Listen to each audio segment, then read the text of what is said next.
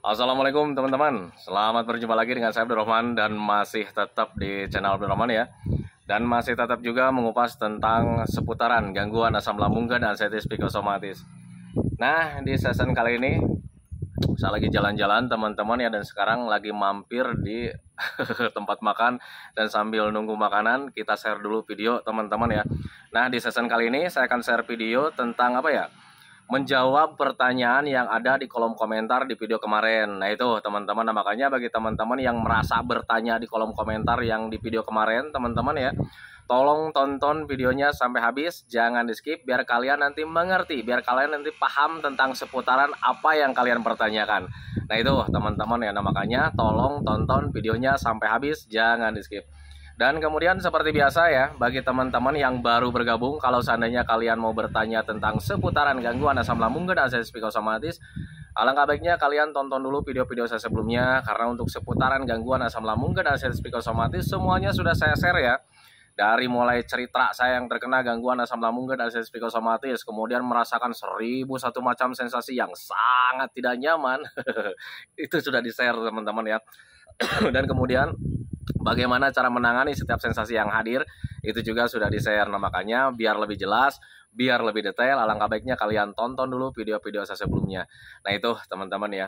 Dan kemudian bagi teman-teman yang baru bergabung juga, seperti biasa juga, kalau seandainya kalian belum subscribe channelnya, mohon videonya itu di-subscribe dulu, karena untuk subscribe itu tidak memerlukan biaya, tidak memerlukan pendaftaran. Jadi subscribe itu adalah hal yang sangat mudah sekali bagi teman-teman lakukan ya. Jadi teman-teman itu cukup memijit saja tulisan subscribe, biar kenapa? Jujur ya, biar videonya itu cepat berkembang dengan baik. Dan kalau seandainya videonya itu berkembang dengan baik, sudah barang tentu itu akan menambah semangat tersendiri buat saya untuk terus nge-share tentang seputaran gangguan asam lambung dan anxiety psikosomatis ini terhadap kalian. Kemudian yang lebih penting dan yang lebih utamanya, tekan juga tombol lonceng sama tombol like-nya ya, biar kalian itu dapat notifikasi atau pemberitahuan video saya yang terbaru. Karena saya itu akan terus nge-share tentang seputaran gangguan asam lambung dan anxiety psikosomatis ini terhadap kalian, dengan tujuan semoga saja videonya itu menjadi wasilah atau jalan keluar bagi kalian yang sedang mengalami gangguan asam lambung dan anxiety psikosomatis hingga membaik ya, apalagi sampai sembuh total. Amin ya robbal alamin. Ya minimal hanya memberikan motivasi saja, atau lebih minimalnya lagi hanya sekedar menemani kalian yang sekarang sedang merasakan tidak nyamannya dari gangguan asam lambung dan anxiety psikosomatis. Nah itu teman-teman ya. Nah kembali lagi ke topik utama teman-teman ya, tetapi sebelum saya bahas ini pertanyaannya banyak sekali udah dicatat tadi, karena saya nggak bawa HP dua, teman-teman bawa HP-nya cuma satu, jadi pertanyaannya saya tulis, saya singkat saja gitu teman-teman. Dan kemudian mohon maaf sekali apabila audionya agak berisik, karena memang di sini di pinggir jalan teman-teman ya, banyak sekali suara kendaraan di belakang. Nah itu teman-teman ya, nah, makanya bagi teman-teman yang sekarang kalau seandainya kurang nyaman nih nonton videonya, mohon maaf teman-teman ya atas keterbatasan saya. Nah itu teman-teman ya. Langsung saja teman-teman ya, pertanyaan yang pertama yaitu menelan makanan dan minuman dada terasa sakit. Nah itu teman-teman ya, ada kalanya untuk orang-orang yang terkena gangguan asam lambung dan anxiety psikosomatis mengalami hal seperti itu teman-teman ya. Tetapi ada juga orang-orang yang terkena gangguan asam itu tidak mengalami seperti itu. Tetapi bagi teman-teman yang sekarang sedang terkena gangguan asam lambung dan anxiety psikosomatis kemudian mengalami sensasi seperti itu teman-teman, jadi ketika minum atau misalkan mengkonsumsi makanan apapun teman-teman ya, ketika menelan itu suka sakit di bagian sini nih. Nah itu teman-teman ya. Nah itu sepengalaman saya teman-teman ya, saat terkena gangguan asam ketika mempunyai sensasi seperti itu, biasanya itu ada pembengkakan di bagian tenggorokan atau di bagian esofagus. Nah itu teman-teman, dan bagi teman-teman yang belum tahu apa itu esofagus, esofagus itu semacam kayak klep ya, kayak macam klep penahan asam lambung gitu teman-teman. Jadi pembatas antara kerongkongan sama lambungnya teman-teman ya. Jadi fungsinya esofagus itu membuka dan menutup biar asam lambungnya itu nggak keluar. Nah tetapi kadang ada kalanya kita mengalami menelan minuman atau makanan itu ya, kadang terasa sakit di bagian sini teman-teman ya. Nah itu biasanya esofagusnya sedang ada pembengkakan. Tetapi kalian nggak usah khawatir teman-teman ya, pembengkakan itu biasanya diakibatkan dari panas dalam. Nah itu teman-teman, nah makanya bagi teman-teman yang sekarang sedang mengalami hal tersebut, alangkah baiknya kalian benahi saja panas dalamnya. Dengan cara seperti apa? Menjaga jenis makanannya. Jangan sampai kalian mengkonsumsi makanan-makanan yang bisa memicu panas dalam kembali teman-teman ya, seperti pedas, santan, kemudian berlemak, apalagi makanan-makanan yang alot teman-teman ya, sebaiknya dihindari saja dulu. Kemudian yang lebih pentingnya, usahakan minumnya harus minimal 8 gelas dalam sehari, jangan sampai kurang. Nah itu teman-teman ya, kemudian bantu juga dengan sering berjemur teman-teman, terutama bagian depan nih, bagian dada sama bagian belakang. Nah itu teman-teman, tetapi usahakan hindari bagian kepala itu ikut terjemur teman-teman ya, karena untuk orang-orang yang kena aslam biasanya kena panas matahari agak lama itu ya kadang suka bikin pusing, kemudian kelayangan hadir lagi. Nah itu teman-teman, nah makanya saya selalu menganjurkan sama teman-teman itu ketika berjemur usahakan bagian depan sama bagian belakang saja, bagian kepala itu jangan ikut terjemur dulu. Caranya gimana? Duduk di antara yang panas dan yang teduh. Nah itu teman-teman ya, lakukan itu secara konsisten, pasti kalian bakalan cepat membaik. Nah itu teman-teman, kemudian ketika kalian mengalami hal seperti itu juga, usahakan untuk posisi tidur juga kalian jangan terlalu terlentang teman-teman ya, usahakan bagian depan itu agak harus apa ya, agak tinggi gitu teman-teman ya, karena ketika kalian terlalu terlentang itu bisa memicu asam lambungnya itu gampang keluar. Nah itu teman-teman, nah makanya pahami saja ke sana biar kalian itu cepat membaik dari gangguan asam lambung dan asam psikosomatis, biar kalian itu cepat terhindar dari sensasi-sensasi seperti itu. Nah itu teman-teman ya, nah makanya pahami saja ke sana. Kemudian pertanyaan selanjutnya itu dada sakit dan takut suara burung kedasi. Dada sakit itu kalau seandainya lagi nelan teman-teman ya itu dari esofagus, tetapi kalau misalnya kalian tidak merasa sakit saat menelan, hanya sakitnya itu kadang pindah-pindah ya, kadang di kiri, kadang di kanan gitu teman-teman ya. Itu sebetulnya dari penegangan otot teman-teman ya. Dari penegangan otot akibat karena stres atau terlalu banyak pikiran ke hal negatif teman-teman ya. Dan sialnya untuk orang-orang yang terkena gangguan asam lambung dan asam psikosomatis ya, kadang ketika mempunyai sensasi seperti itu selalu kepikiran kemana-mana teman-teman ya, akhirnya menjadi stres kembali. Dan kemudian ketika stres seperti itu terus menerus teman-teman ya, itu sakit dadanya itu tidak akan hilang-hilang teman-teman ya, karena sakit dada karena stres atau terlalu banyak pikiran itu ya tergantung dari stresnya. Kalau seandainya stresnya bisa terkelola dengan baik, nanti penegangan ototnya juga akan kembali normal. Nah itu teman-teman, sehingga sakit dadanya itu akan hilang dengan sendirinya. Nah itu teman-teman, yang makanya pahami saja ke sana. Jadi untuk orang-orang yang terkena gangguan asam lambung dan asam psikosomatis, ketika sakit di bagian dada menusuk sampai ke belakang itu sebetulnya dari penegangan otot, karena memang kitanya stres, karena memang kitanya cemas, karena kitanya banyak ketakutan ini itu, termasuk mendengarkan suara burung kedasi juga kan kita takut ya. Nah makanya untuk orang-orang yang terkena gangguan asam lambung dan asam psikosomatis, ketika masih mempunyai hal seperti itu, pahami saja nih, kalau seandainya kalian masih ketakutan hal-hal sepele teman-teman ya, berarti mental kalian itu masih mental tempe teman-teman ya. Jadi ketika ketakutannya terus berlebih, hal apapun selalu dikait-kaitkan dengan ketakutan, dengan kematian teman-teman ya, itu tambah takut dan akhirnya tambah menegang tubuh kita teman-teman ya. Dan untuk sakit dada itu pasti akan terus hadir kalau seandainya ketakutannya itu belum hilang. Nah itu teman-teman, makanya usahakan hindari stresnya, belajar masa bodoh, perbanyak minumnya, usahakan tenang, berpikir harus dengan logika, dengan wajar gitu teman-teman. Kalau seandainya ada suara burung kedasi, berpikir wajar saja, itu bukan pertanda kematian, itu bukan pertanda penjemputan kematian kalian. Nah itu teman-teman, nah makanya pahami saja ke sana, tanamkan dalam pikiran kalian bahwa kalian itu bakalan membaik, bakalan sembuh lagi gitu teman-teman ya, karena memang bakalan sembuh lagi sih sebetulnya teman-teman ya. Nah itu, nah kemudian selanjutnya nih, saat aslam Bapak ngerokok sama ngopi enggak? Saat terkena gangguan asam lambung dan asam psikosomatis saya ngerokok enggak teman-teman ya, berhenti teman-teman ya, apalagi ngopi saya berhenti teman-teman ya. Sebetulnya untuk rokok itu tidak menyebabkan asam lambung teman-teman ya, tetapi hanya bisa memicu asam lambung naik. Nah itu teman-teman ya, keterkaitannya seperti apa sih? Karena rokok itu tidak bisa memicu asam lambung teman-teman ya, tetapi hanya bisa memicu asam lambung naik. Keterkaitannya seperti ini ya teman-teman ya. Biasanya untuk orang-orang yang terkena gangguan asam lambung dan asam psikosomatis, sensitif tubuh dan perasaannya itu masih terlalu tinggi teman-teman ya. Jadi ketika kalian ngerokok kemudian ada pusing sedikit karena memang terpengaruh dari nikotin teman-teman ya, kalian agak pusing sedikit, akhirnya kalian cemas lagi. Nah itu teman-teman, dan ketika cemas kepikiran lagi, ini kenapa nih, ini kenapa nih, dan akhirnya stres lagi, dan akhirnya ketika stres cemas ya asam lambung itu yang nggak normal lagi. Nah itu teman-teman ya, keterkaitannya memang seperti itu. Nah makanya dulu saat terkena gangguan asam lambung dan sensitif psikosomatis, karena memang saya itu masih apa ya, masih sensitifnya itu masih terlalu besar gitu teman-teman ya. Jadi ngerokok sedikit saja itu mudah pusing dan akhirnya selalu kepikiran tentang kematian, ada ketakutan di situ. Nah makanya dulu itu saya sempat berhenti teman-teman ya, saya sempat berhenti untuk ngerokok dan lama itu hampir 1 tahun ya. Dan ketika saya mulai merokok lagi itu ya di ambang-ambang 95% kesehatan teman-teman. Dan ketika di awal-awal juga seperti itu teman-teman ya, ngerokok ada kelayangan sedikit, agak pusing sedikit, akhirnya cemas lagi, wah gara-gara rokok nih, akhirnya dimatiin lagi, dibuang lagi, selalu saja seperti itu. Tetapi waktu dulu itu saya paksakan ketika di ambang 95% itu ya, karena kehidupan saya itu pengen kembali lagi teman-teman ya, jadi pengen kayak dulu lagi. Nah itu teman-teman, nah makanya hal-hal yang jangan-jangan hal-hal yang positif ya, hal-hal yang negatif saja saya lakukan kembali teman-teman ya, termasuk di rokok. Nah makanya sekarang itu saya menyesal sih sebetulnya teman-teman ya. Coba kalau dulu itu merokoknya itu berhenti total gitu teman-teman, mungkin sekarang itu saya nggak kesusahan lagi untuk berhenti rokok lagi.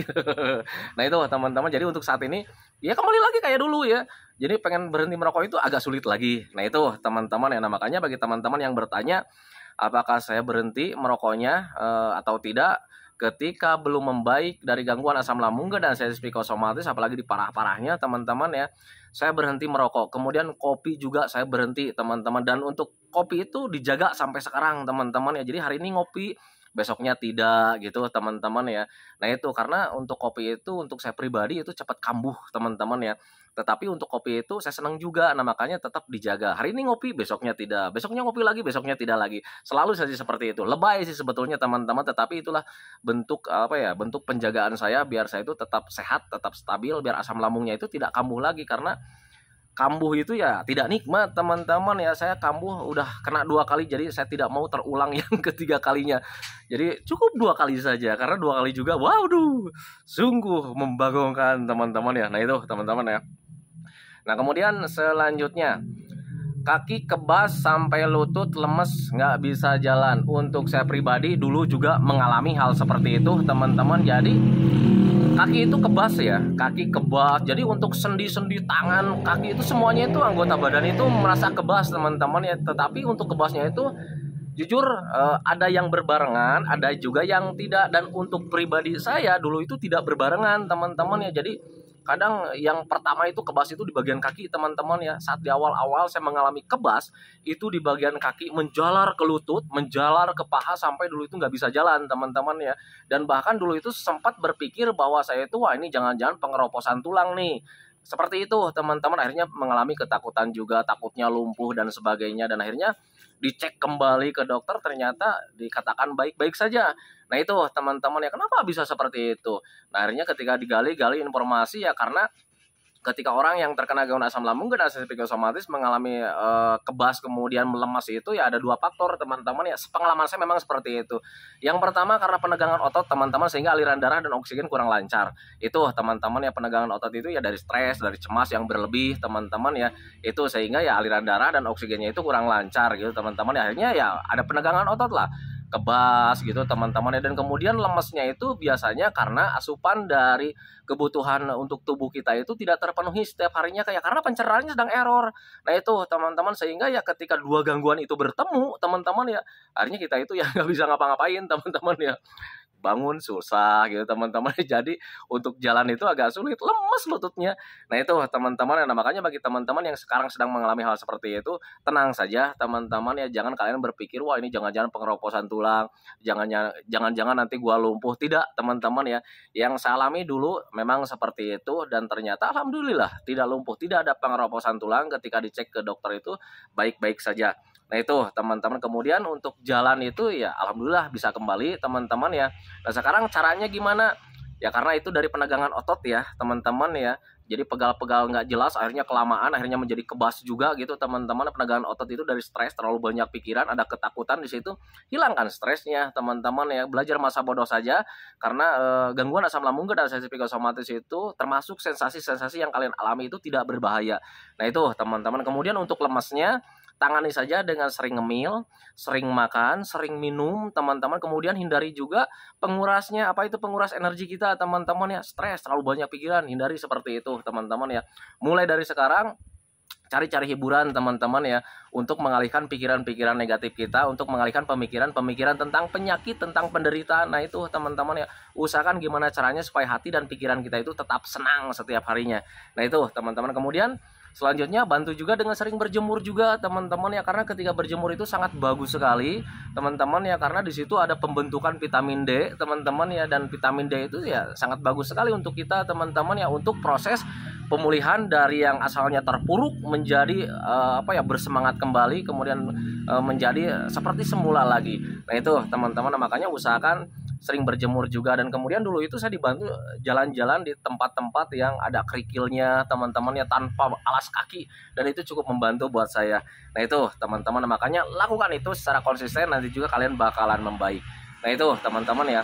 Nah kemudian selanjutnya, sering keluar keringat dingin. Nah itu teman-teman ya, untuk orang-orang yang terkena gangguan asam lambung dan psikosomatis keringat itu sungguh aneh teman-teman ya. Jadi ketika kalian bergerak, ketika kalian olahraga teman-teman ya, jarang kita mendapatkan keringat panas, itu jarang ya, jarang mendapatkan keringat hangat gitu teman-teman ya. Walaupun kita olahraga, walaupun kita aktivitas, keluarnya itu keringat-keringat dingin. Nah itu teman-teman ya, kenapa bisa seperti itu? Ya karena kita itu setiap harinya itu selalu dirundung dengan ketakutan. Kepala kita itu teman-teman ya, aktivitas sedikit, kemudian ada rasa lelah, kita berpikirnya langsung kita sakit nih. Kita sedang tidak nyaman nih.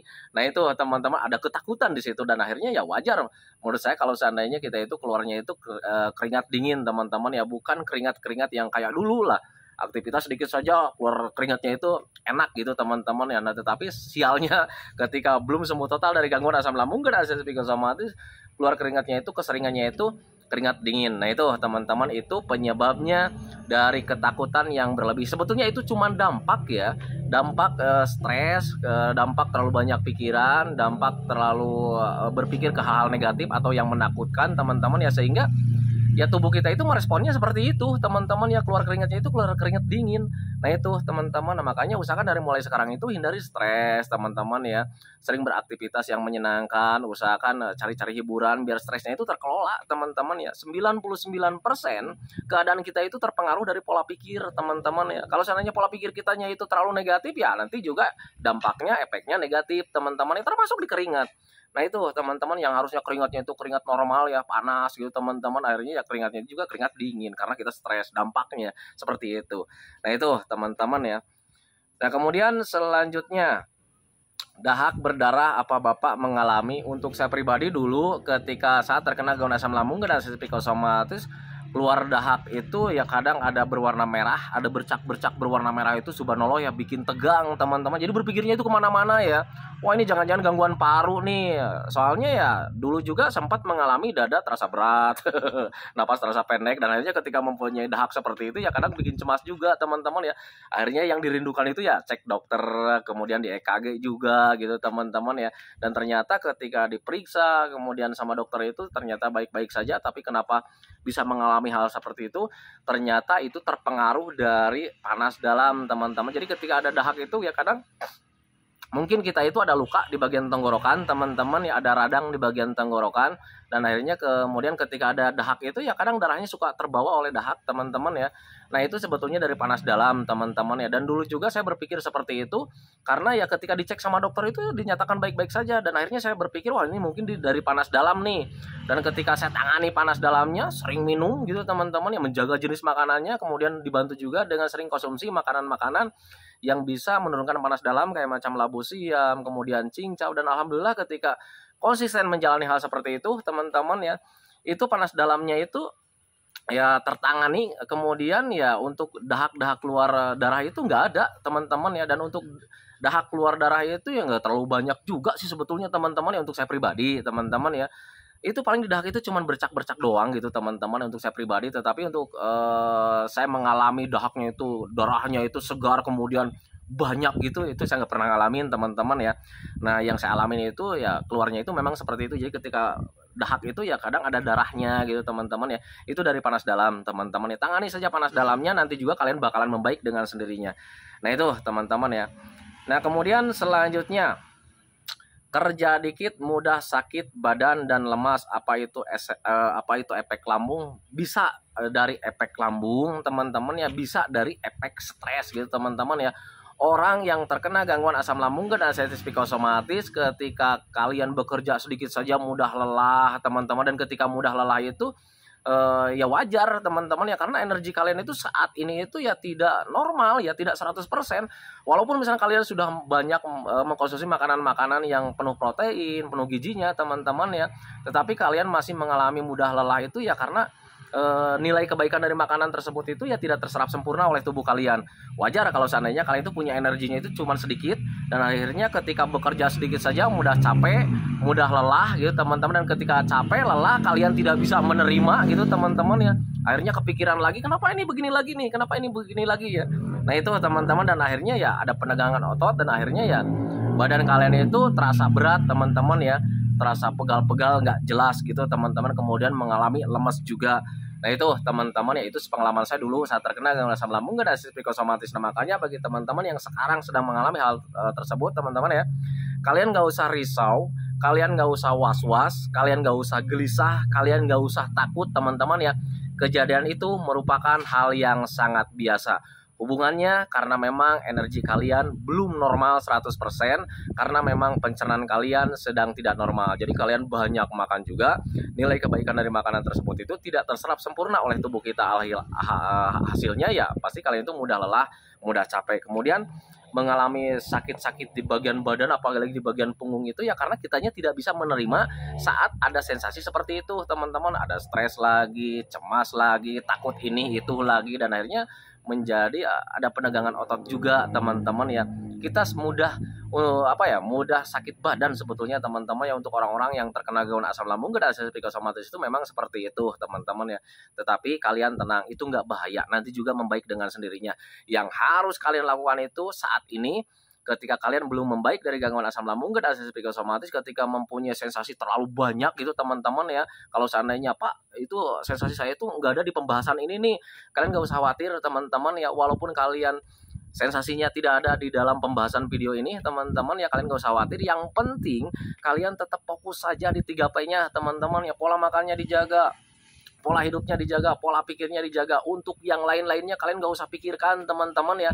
Nanti juga kalian bakalan membaik lagi, bakalan sembuh lagi teman-teman ya. Karena untuk gangguan asam lambung dan psikosomatis itu adalah gangguan rumahan teman-teman ya, tetapi rasanya sangat berat, kemudian perasaannya sangat tidak nyaman, itu karena kita diikuti dengan anxiety disorder teman-teman ya. Kalau seandainya kalian cuman gangguan asam lambung saja, kalian jaga makan saja beres teman-teman ya, selama 1 minggu 2 minggu juga kalian udah membaik teman-teman ya. Nah tetapi kalian sekarang itu mengalami gangguan asam lambung, tetapi kok kejadiannya itu berkepanjangan teman-teman ya, karena kalian ada psikis yang terganggu di situ teman-teman ya. Karena pencernaan itu terganggunya itu oleh 2 hal teman-teman. Selain menjaga pola makan, selain dari pola makan yang berantakan teman-teman ya, pola pikir juga bisa mempengaruhi teman-teman ya. Kalau seandainya kita stres, terlalu banyak pikiran, dan akhirnya ya sudah pasti ya asam lambungnya itu nggak normal kembali teman-teman ya. Nah makanya bagi teman-teman yang sekarang pengen cepat membaik dari gangguan asam lambung dan psikosomatis, benahi saja itunya teman-teman ya. Pola makannya dijaga, kemudian hindari stresnya teman-teman, kemudian topang juga dengan pola hidup yang sehat teman-teman ya. Tidur di malam hari cukup, jangan terlalu sering begadang teman-teman ya. Kemudian olahraganya juga harus cukup, jangan terlalu sering rebahan teman-teman ya, biar kalian itu cepat membaik dari gangguan asam lambung dan psikosomatis. Nah itu teman-teman ya. Nah itu teman-teman ya videonya.